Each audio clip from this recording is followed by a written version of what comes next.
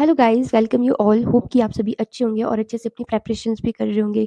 तो जैसे कि आपको पता है, हमने पॉलिटी स्टार्ट की थी। हमने लास्ट वीडियो में अप्रॉक्स 50 क्वेश्चंस पॉलिटी के कंप्लीट किए थे।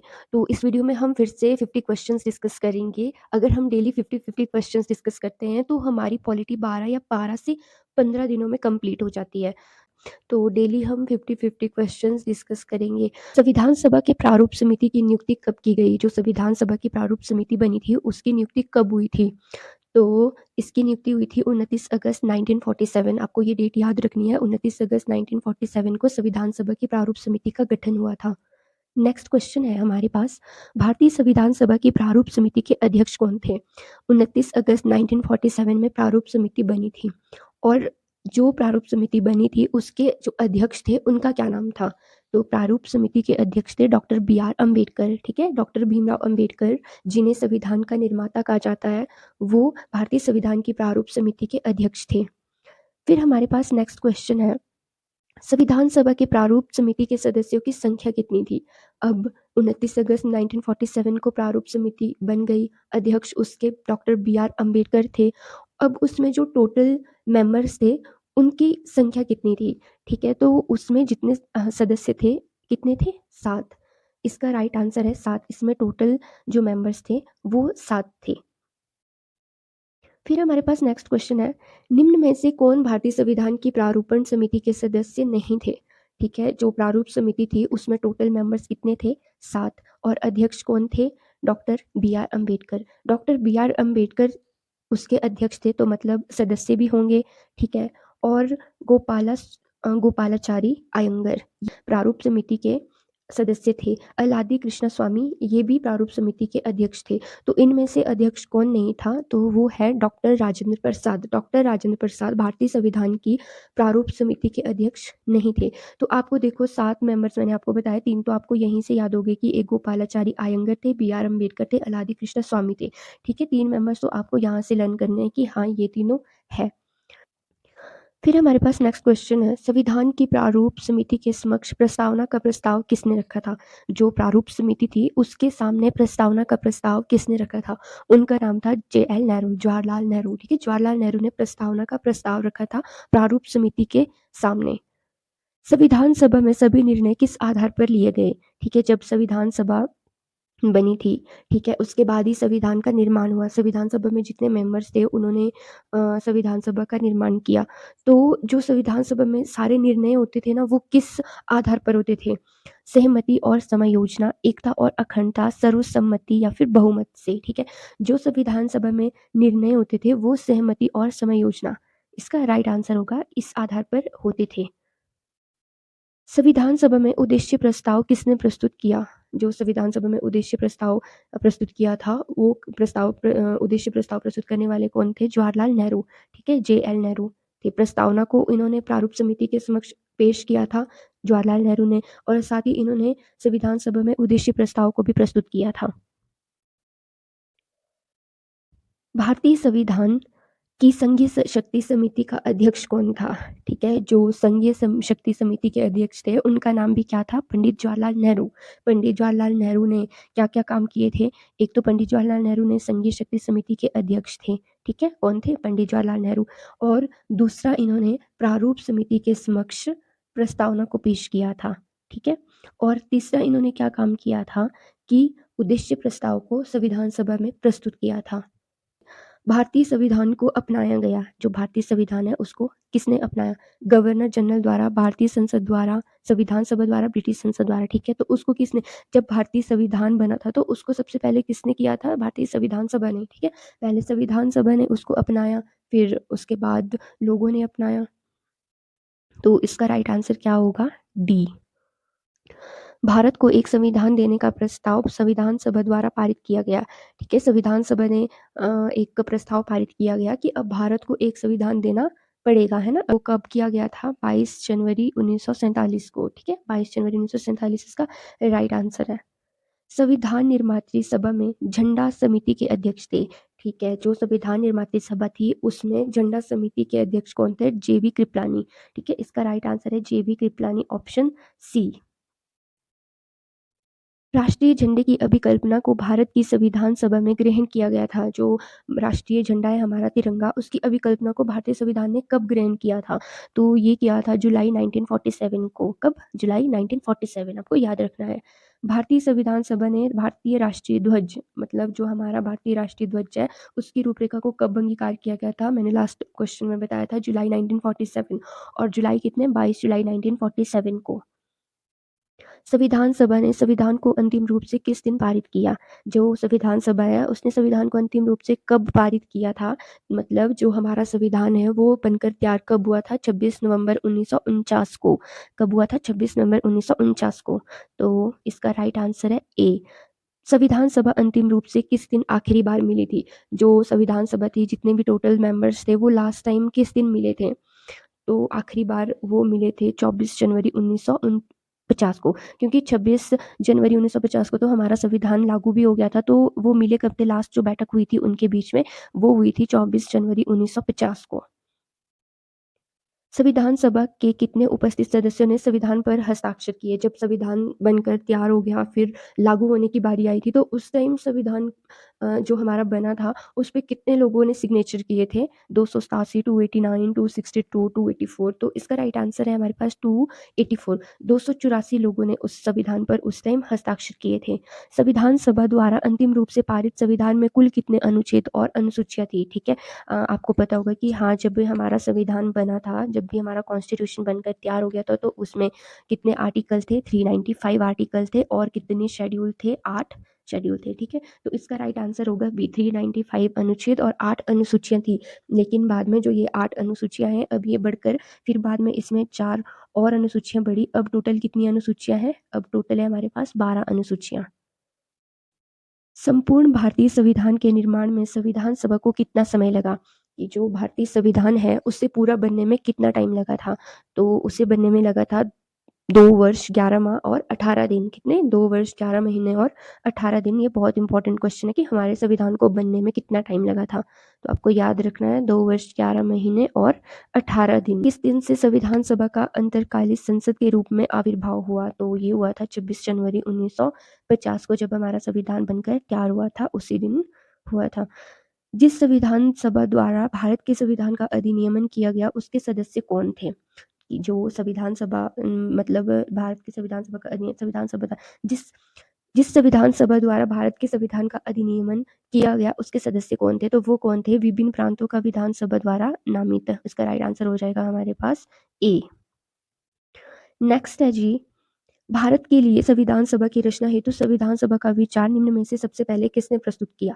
ठीक है, जो संविधान सभा है, संविधान सभा के का विचार जो है सबसे पहले किसने प्रस्तुत किया था? तो ये किया था 1924 में। ठीक है, 1924 में किसने किया था? स्वराज पार्टी ने। और स्वराज पार्टी में इसमें कितने 2 बंदे थे जिसने किया था, एक मोतीलाल नेहरू और दूसरे सी आर दास। कौन कौन? मोतीलाल एम एल नेहरू और दूसरे थे सी आर दास। सी आर दास। नेक्स्ट है हमारे पास, भारतीय संविधान सभा के प्रथम दिन के अधिवेशन की अध्यक्षता किसने की थी?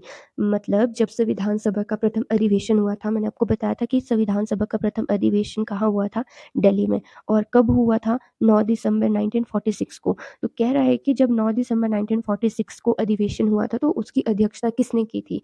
तो उनका नाम था डॉक्टर सच्चिदानंद सिन्हा। ठीक है, सच्चिदानंद सिन्हा। और ये अस्थाई सदस्य थे। और बाद में 11 दिसंबर 1946 को जो स्थायी सदस्य बने थे, स्थायी अध्यक्ष बने थे, उनका नाम क्या था? डॉक्टर राजेंद्र प्रसाद। तो ये बात मैंने आपको पहले बताई थी। भारत के संविधान का निर्माता किसे माना जाता है? ठीक है, जो भारत का संविधान है उसका निर्माता किसे माना जाता है? डॉक्टर बी आर अम्बेडकर को, डॉक्टर भीमराव अम्बेडकर को। ये तो बहुत बेसिक क्वेश्चन है, हमें बचपन से पढ़ा है हमने। ठीक है, संविधान पांडुलिखन समिति का निम्न में से कौन सदस्य नहीं है? ये पांडुलिखन नहीं होगा, ये प्रारूप होगा। ठीक है, ये प्रारूप समिति होगा। जो प्रारूप समिति है उनमें से कौन सदस्य नहीं है? तो ए के अय्यर, जवाहरलाल नेहरू, मोहम्मद सादुल्ला, के एम मुंशी। तो हमने ये पढ़ा है ये क्वेश्चन, अय्यर तो थे, सादुल्ला भी थे और के एम मुंशी भी थे। तो कौन नहीं थे? जो पंडित जवाहरलाल नेहरू थे, वो प्रारूप समिति के अध्यक्ष नहीं थे। इसका राइट आंसर हो जाएगा फिर ऑप्शन बी। भारत का संविधान लागू हुआ था, ठीक है, भारत का संविधान था वो कब लागू हुआ था? 26 जनवरी 1900 1950 को। भारत का संविधान 26 जनवरी 1950 को लागू हो गया और बनकर तैयार कब हुआ था? 26 नवंबर 1949 को।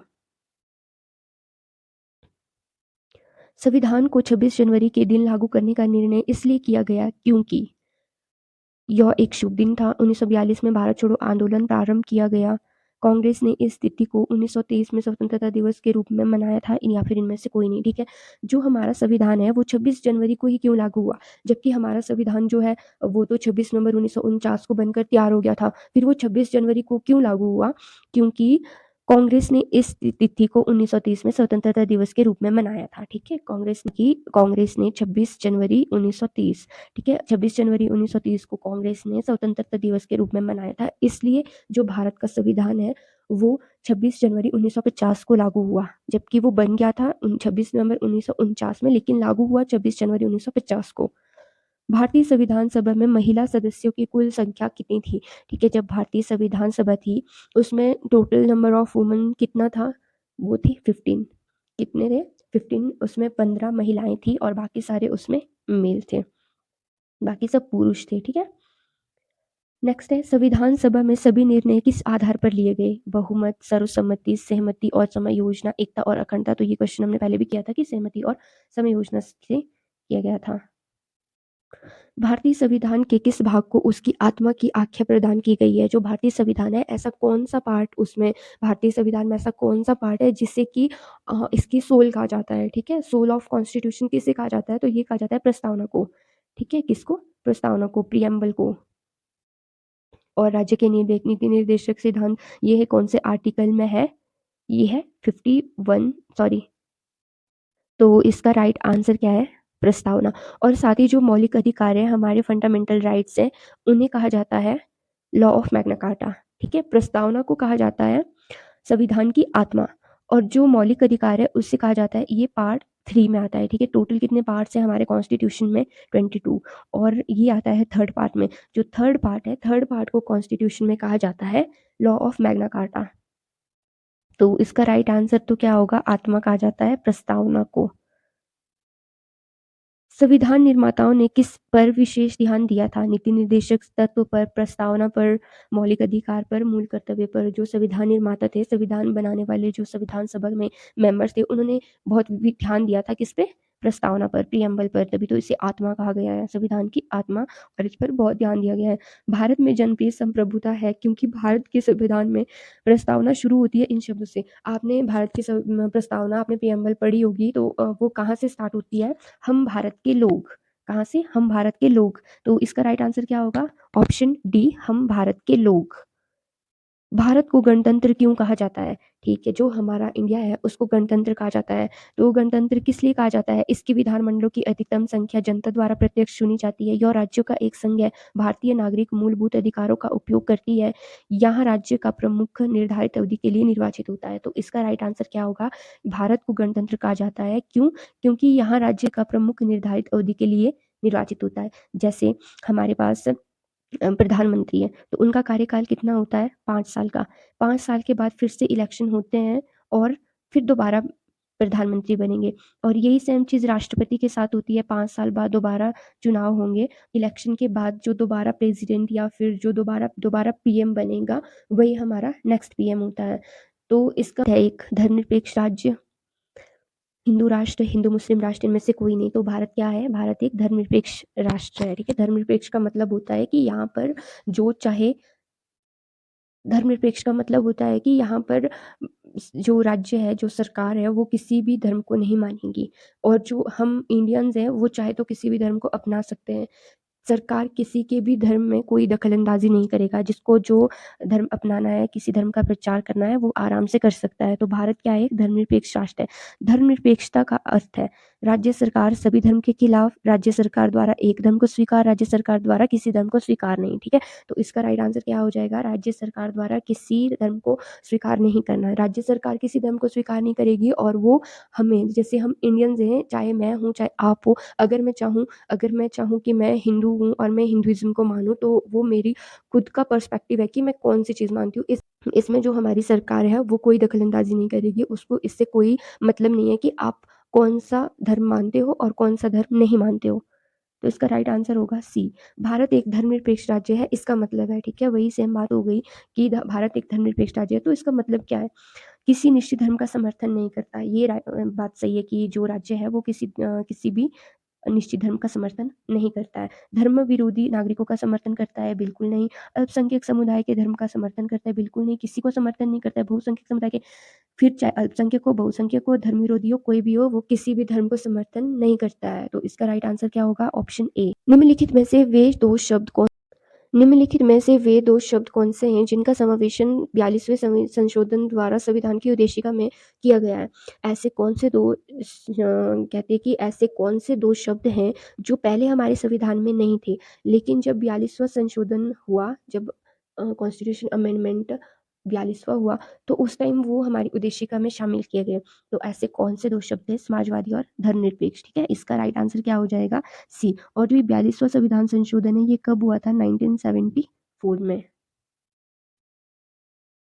भारत एक गणतंत्र है, इसका अर्थ है, ठीक है, ये सेम वही बात आ गई कि भारत एक गणतंत्र क्या है, क्योंकि गणतंत्र है इसका मतलब क्या है कि भारत में वंशानुगत शासक नहीं है, यहाँ पे बाकायदा चुनाव होते हैं। निम्नलिखित में से कौन सा शब्द भारत के संविधान की उद्देशिका में नहीं है? समाजवादी तो है, प्रभुत्व संपन्न भी है, पथनिरपेक्ष भी है, तो कौन सा नहीं है? लोक कल्याण। ये लोक कल्याण शब्द जैसा कोई शब्द हमारी उद्देशिका में नहीं है। कल्याणकारी राज्य का उद्देश्य है कमजोर वर्गों के कल्याण का प्रबंध करना, अधिकतम संख्या का अधिकतम कल्याण सुनिश्चित करना, सभी नागरिकों को स्वास्थ्य सुविधाएं प्रदान करना, उपरोक्त में से कोई नहीं। तो कल्याणकारी राज्य का मतलब होता है कि सभी नागरिकों को स्वास्थ्य सेवाएं प्रदान करना। फिर नेक्स्ट क्वेश्चन है, भारत को एक गणराज्य मुख्य रूप से माना जाता है क्योंकि, हाँ ठीक है, हमें पता है कि भारत को गणराज्य माना जाता है। क्यों माना जाता है? क्योंकि यहाँ पर कोई भी जो पद है वो वंशानुगत नहीं है। वंशानुगत का मतलब है कि यहाँ पर कोई भी पद ऐसा नहीं है कि बाप मतलब किसी का पापा किसी पद पर है तो आगे चलकर उसका बेटा भी उसी पद पर आएगा, ऐसा कुछ नहीं है। यहाँ पर बाकायदा चुनाव होते हैं, मतलब राज्याध्यक्ष का चुनाव होता है। संविधान की प्रस्तावना में प्रयुक्त शब्द सेक्युलर का अर्थ है। सेक्युलर का मतलब होता है धर्मनिरपेक्ष, ठीक है, धर्मनिरपेक्ष। तो मतलब धर्मनिरपेक्ष का क्या अर्थ होता है? सभी धर्मों की अस्वीकृति, सभी नागरिकों को धर्म और उपासना की स्वतंत्रता, बहुदेववाद या फिर एकेश्वरवाद। तो इसका राइट आंसर होगा वो सभी धर्मों को अस्वीकार करते हैं ना स्वीकार करते हैं, ठीक है, उनको कोई लेना देना नहीं है कि आप किसको मानते हो किसको नहीं मानते हो, कौन सा धर्म को का प्रचार करते हो कौन सा नहीं। इसका मतलब कि सभी नागरिकों को धर्म एवं उपासना की स्वतंत्रता है। सेक्युलर का मतलब यही है। भारतीय संविधान की प्रस्तावना में लिखित हम भारत के लोग से क्या अर्थ निकलता है? ठीक है, हम भारत के लोग से मतलब निकलता है कि संविधान का निर्माण भारत की जनता द्वारा हुआ है। जी बिल्कुल, इसका मतलब क्या होता है? भारत संविधान का निर्माण भारत की जनता द्वारा हुआ है। समाजवाद का अर्थ है सामाजिक स्पर्धा, सामाजिक नियंत्रण, सामाजिक न्याय। राइट आंसर है इसका सी, सामाजिक न्याय। भारतीय संविधान में समवर्ती सूची जिसके संविधान से ली है, किसके संविधान से ली है? भारतीय संविधान में समवर्ती सूची, ठीक है, जो कॉन्क्रीट लिस्ट है वो कौन से कॉन्स्टिट्यूशन से ली है, किसके कॉन्स्टिट्यूशन से ली है? जर्मनी, ऑस्ट्रेलिया, यूएसए और या फिर कनाडा, ठीक है। जो हमारी कॉन्क्रीट लिस्ट है वो किससे ली गई है? ऑस्ट्रेलिया से। समवर्ती सूची ली है ऑस्ट्रेलिया के कॉन्स्टिट्यूशन से। और यूएसए से हमने क्या लिया है? यूएसए से हमने लिए हैं हमारे राइट्स, जो हमारे फंडामेंटल राइट्स हैं वो हमने लिए हैं कहाँ से? यूएसए से। और जर्मनी, तो इसका राइट आंसर क्या है हमारे पास? इसका राइट आंसर है ऑस्ट्रेलिया। भारतीय संविधान की आत्मा किसे कहा जाता है? हमने पढ़ा है कि भारतीय संविधान की आत्मा कहा जाता है प्रस्तावना को। राइट आंसर है बी। भारत में लौकिक सार्वभौमिकता है क्योंकि संविधान की प्रस्तावना प्रारंभ होती है, जो हमारी प्रस्तावना है वो किससे स्टार्ट होती है? हम भारत के लोग शब्दों से, ठीक है, हम भारत के लोग। राइट आंसर है सी। भारतीय संविधान की प्रस्तावना किस पर भारतीय संविधान की प्रस्तावना पर किस क्रांति का प्रभाव नहीं झलकता है? चीन की, फ्रांसीसी, बोल्शेविक, अमेरिका, ठीक है। तो चाइना की जो क्रांति है, चीन की क्रांति, इसका हमारी प्रस्तावना पर कोई प्रभाव नहीं दिखाई देता है। लास्ट क्वेश्चन है हमारे पास, संविधान के अंतर्गत भारतीय लोकतंत्र के आदर्शों को हम कहाँ देख सकते हैं? तो ये देख सकते हैं हम अपनी प्रस्तावना में, ठीक है। और प्रस्तावना स्टार्ट कहाँ से होती है? हम भारत के लोगों से। सो गाइज, ये थी आज की वीडियो। होप कि आपको वीडियो पसंद आई हो। अगर वीडियो पसंद आई हो तो चैनल सब्सक्राइब करें, वीडियो लाइक करें और शेयर करें। Thank you.